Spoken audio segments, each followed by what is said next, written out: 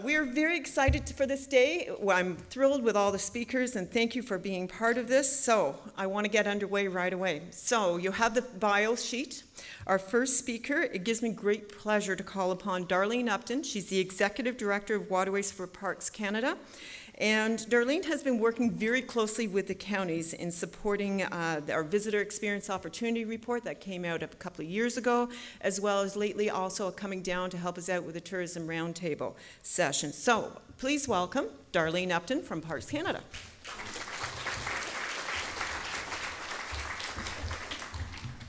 All right, well, thank you very much, Anne, and the organizers for the opportunity to come here today. And I'm amazed at the size of the group. It's a real honor to stand up here and speak with you today. It's very different than last night. I do a lecture at the University of Ottawa in a tourism class, and when I looked out last night at the sea of students, all I saw was apples from all their laptops. So it's nice to see faces today instead. So I'm going to talk to you a little bit about some of the investments Parks Canada is making and the work that we're doing in tourism.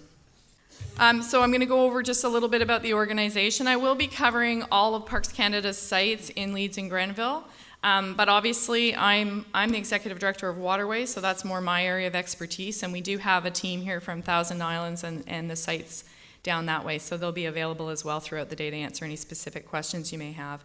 I'll share with you a little bit of facts about where we're at with our sites in terms of visitation and the trends that we're seeing over the past summer. And then I'd like to speak more to the future, where we're making our investments and what we're hoping to achieve over the coming years.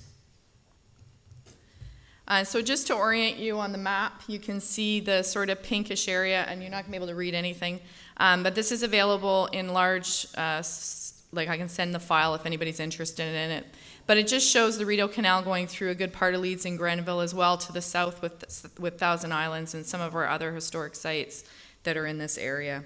And obviously the canal is part of a larger network of canals. In the bottom right, you can see the number of other canals that are connected. And that represents a real opportunity for us because it is possible to boat through the States and up into Canada through the network of canals that we operate. In terms of how we're structured here in Leeds and Grenville, we have two separate business units. So we have two directors that are managing it, these various sites. And Parks Canada and our historic sites are made up of a number of different functional areas, from the natural protection, ecological protection, cultural resource. We do visitor services, water management, and a number of things. But I guess what I wanted to draw your attention to on this slide, which is most important and something that not everybody's aware of, is that Parks Canada operates as a bit of a separate, we're not like other government departments, we are an agency, and as a result, we retain our revenue locally. And that's a really big thing, because a lot of government services that you pay into, the money goes into a general fund, which then funds government programs. But the revenue that we make in Parks Canada stays with us locally. So in Ontario, any money we bring in for the Rideau stays in the Rideau, becomes part of the budget, and it is what gives us the flexibility to expand programs, to develop new ideas and things like that. And it gives us the ability, if we do it well, to be independent of handouts from the government, or to be independent a little bit. We are in parks on average at about 30% cost recovery on funds, so most of our parks and sites are funded publicly about 70%. So our financial sustainability is important to us, it's important to Canadians, and the fact that we can retain revenue is what gives us a fair bit of flexibility. And at the bottom there, you'll just see the mandate, and I'm not going to read it. I think the important thing is that we strive to connect Canadians to these places. That's what we're protecting these places, not just for the sake of protecting them, but for connecting Canadians and visitors from abroad to them, and allowing the opportunity for people to really get a sense of what Canada is.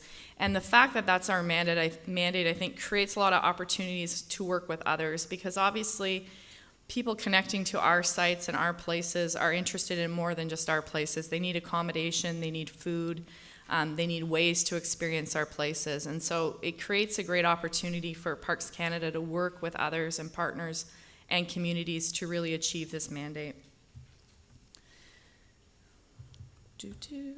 I thought I would throw this up because this is an economic development summit. We were recently at the Ontario Tourism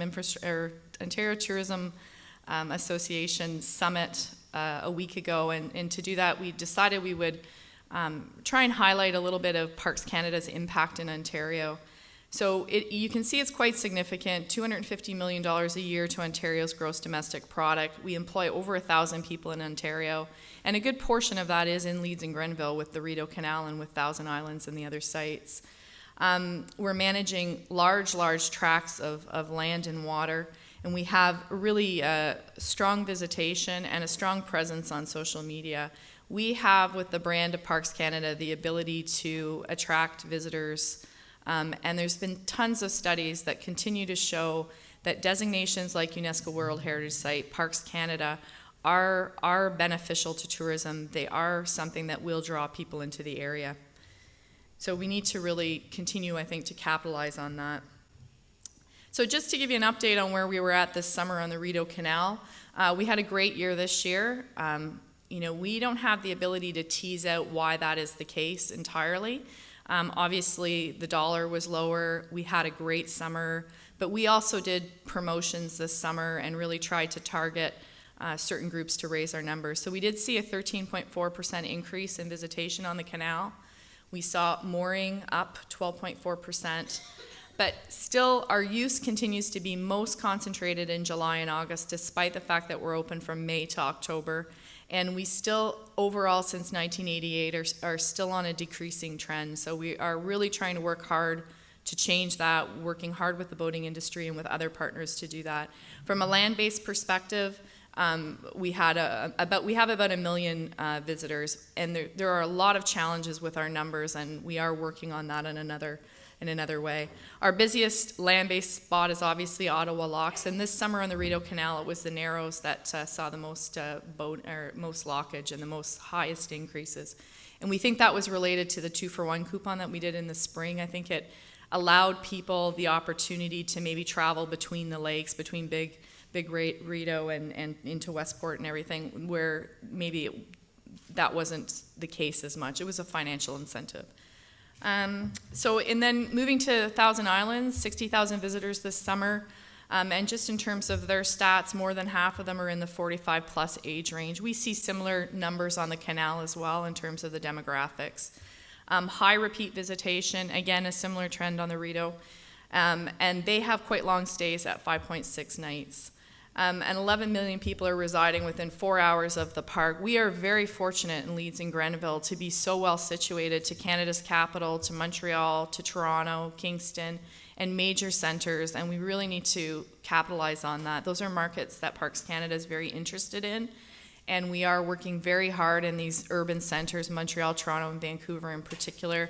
We've recently launched the first ever national urban park, a new class of parks. It's getting worldwide recognition, and we will use sites like that in order to promote our other sites across the network. Those sites have the ability to attract millions of visitors, and we will capitalize on that and leverage sites like that to really try and bring people into places like Leeds and Grenville that are not that far away. So what are we looking for in the future? I think this sums it up in part. We are looking to have strong partnerships that exist between ourselves, business, communities, and industry organizations. We can do a lot of stuff in Parks Canada, but we'll never succeed to the extent that we could succeed if we are all working together towards common goals. And we're really looking forward and trying to open the doors to that as much as we can. We want our sites to be must-visit destinations. We are not well known yet. I mean, I can say that growing up in Ontario and not knowing canals existed at all personally. And then even being in Parks Canada for 20 years at this point, it was years before I knew canals were even part of our mandate within Parks Canada. So we have a long way to go on promoting ourselves, internationally, nationally, but that's an area I'll talk a little bit more about. We are looking for greater financial sustainability, and again, that's not at the expense of protection of the cultural resources. It is with the goal of providing greater opportunities for people to visit our sites and also allowing us more flexibility, more control over the investments we can make to provide those types of services. And we're particularly interested in seeing locals traveling by water more. We've done some studies with Boating Ontario. We know there are a lot of people living on the water, but they're not moving on the water. So we're looking for how can we get people traveling more by water through communities and things like that. So how are we going to get there? I'm just going to speak in three areas, really. I could go on for a while, but we have a focus on new tourism product development. So we're really, from the VOC, the Visitor Experience Opportunities Concept project that was done, there was a whole theme around diversified accommodation. And this is an international trend in canals in particular and everywhere. So we are looking at retrofitting lockmaster houses on the canal. So we'll have 2 ready for rent this coming year. So, and this again, this is being done in Scotland, Ireland, a lot of places, and New York canals as well are doing it. These are houses that are sitting vacant and offer visitors an excellent opportunity to experience our canals in a different way. Authentics are you can see it in the one photo there, hopefully. That's a new product. It's been nationally launched across Parks Canada. And again, one of the benefits of being part of a large organization like Parks Canada is that there are nationally, the Authentics are being promoted. So if people are in Manitoba or wherever and they see the Authentics, they know that those are available at other sites. So right now, I think we have 18 Authentics across Leeds and Grenville. And we've got, well, not necessarily in Leeds and Grenville, but in the parks in the south and in the Rideau Canal. So we have 8 of them on the Rideau Canal now at 3 different locations. And as well at Thousand Islands, they have 10 of them at a number of locations. So if you haven't experienced them, they're pretty luxe camping. I don't know about you guys, but I am through sleeping on the ground, I think. Did it for many years. So these are new, they're launching, and they're turning out to be quite successful. They're reservable, they're around $90, $100. They're based on market prices. And they are an attempt to offer people new opportunities to experience our places. Particularly on the Rideau, we want to offer our land-based visitors more opportunities. A lot of people come by land and we don't offer them a lot. So this is a way in which they can stay and camp and experience our sites. Thousand Islands has launched a new program, which I think is really exciting. One of the things that we're finding, and had a conversation with a company called Park Bus last week, and they bring people to parks and sites. A couple young guys have set up this company. They saw the need and they capitalized on it, and they're doing quite well. But when people actually get to our sites and our places, they don't necessarily have the equipment or they don't know how to use the sites, and it's not just getting to our sites that's a barrier, but it's also sort of how do you camp, how do you do this sort of thing. So nationally, we have a Learn to Camp program that we've launched, and Thousand Islands is now offering equipped campsites. So they have a partnership with Mountain Equipment Co-op and a local kayaking company, paddling company, and they're able to, for a really reasonable rate, provide people everything they need to camp. So we're again trying to remove the barriers to people coming and exploring our places. We're looking at more visitor experience opportunities, Voyager canoes. We have made investments to ensure that we have paddle docks pretty much throughout the canals, as well as Thousand Islands is making their sites more paddle accessible. This is, to me, one of the biggest opportunities we have. We're sitting on, again, really well located, very significant sites. The Rideau is Ontario's only UNESCO World Heritage Site. There's only it's one of 5 UNESCO World Heritage canals. It's by far the most beautiful one.